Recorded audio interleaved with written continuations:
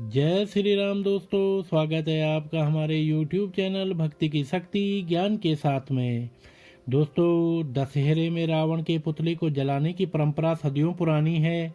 आपने राम और रावण की कहानी तो सुनी ही होगी और रामायण के इस पात्र रावण से भली भांति परिचित तो जरूर ही होंगे।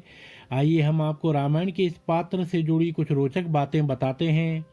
रावण के रथ को घोड़े नहीं बल्कि गधे खींचते थे। जी हाँ, सुनकर आपको कुछ अटपटा सा लगे, लेकिन यह सच है। पुराने जमाने में भी सभी राजा महाराजाओं के रथ को घोड़े ही खींचते थे। इसे आपने कई बार किस्से कहानियों में सुना होगा और टीवी शो में देखा भी होगा। हालांकि टीवी शो में रावण के रथ को गधों द्वारा खींचते नहीं दिखाया गया है, जिसके पीछे शायद सामाजिक बाध्यताएं हों। लेकिन अगर आप वाल्मीकि रामायण की बात करें तो उसमें रावण के रथ में गधे लगे होने का जिक्र किया गया है। जी हाँ, दशानन के रथ को घोड़े नहीं बल्कि गधे खींचते थे। रावण को देखकर डर गए थे उसके पिता। कहावत तो सुनी ही होगी ना आपने कि पूत के पैर पालने में ही दिख जाते हैं, लेकिन इस बार पूत के पैर नहीं बल्कि मुख को देखकर रावण के पिता भयक्रांत हो गए थे। पुराणों की माने तो रावण के पिता का नाम विश्रुवा था, जो कि बहुत बड़े ऋषि थे, लेकिन रावण की मां कैकसी एक राक्षसी थी। धार्मिक कथाओं की माने तो रावण का जब जन्म हुआ था, प्राकृतिक वातावरण ने भी चारों दिशाओं सहित इसकी अपनी एक अभिव्यक्ति दी थी। कहते हैं जन्म के समय रावण का रूप काफी डराने वाला था, और तो क्या ही डरे होंगे, रावण को देखकर खुद उसके पिता ऋषि विश्रुवा ही डर गए थे। धन के देवता कुबेर और रावण के बीच क्या थे संबंध?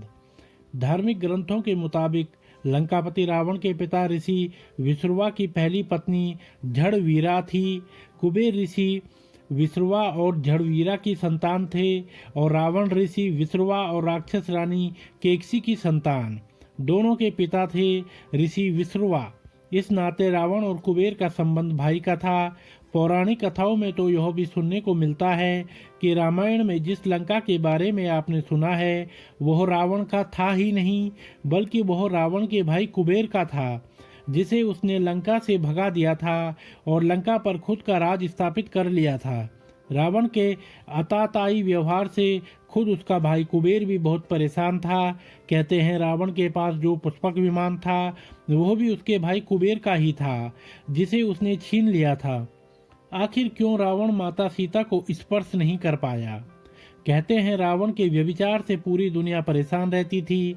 रावण के इन्हीं कृत्यों से परेशान होकर एक बार अप्सरा रंभा ने रावण को श्राप दिया था कि अगर उसने किसी भी स्त्री को उसकी मर्जी के बिना स्पर्श किया तो उसके सिर के हजारों टुकड़े हो जाएंगे।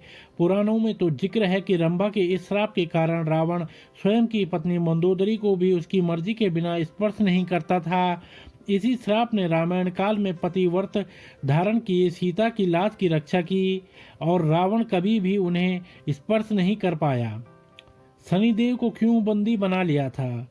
जिस शनिदेव से दुनिया डरती है, कहते हैं रावण उसे भी धत्ता बत्ता कर अपने सिरहाने बांध कर रखता था।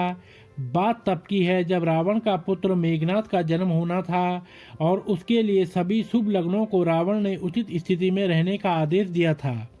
सभी ग्रहों और लग्नों की स्थिति मेघनाथ के जन्म के समय उचित जगह पर हों, रावण ने इसकी व्यवस्था कर रखी थी। लेकिन शनिदेव तो शनिदेव ठहरे, स्वभाव से जल्दी न हिलने वाले।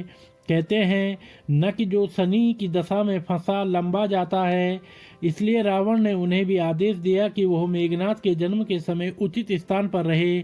लेकिन शनिदेव ने ऐसा करने से मना कर दिया और फिर क्या था, रावण ने शनिदेव को बंदी बनाकर अपने महल में ले आए और अपने सिरहाने रख लिया। शास्त्रों में तो यह भी कहा गया है कि यह रावण की मूर्खता ही थी। उसने शनिदेव को सिरहाने से बांध लिया, जिसकी छाया मात्र से बचने के लिए लोग दूर भागते हैं, और शायद इसी कारण रावण का अंत भी हुआ था। तो दोस्तों, अगर आपको यह वीडियो पसंद आई हो तो आप हमारे चैनल को लाइक, कमेंट, शेयर, सब्सक्राइब अवश्य करें और बेल आइकन दबाना न भूलें, जिससे हमारी आने वाली सभी वीडियोस की नोटिफिकेशंस आप तक सही समय से पहुंचती रहेंगी। अपना प्यार और स्नेह हमारे साथ ऐसे ही बना के रखें। आप सभी मित्रों का बहुत बहुत धन्यवाद।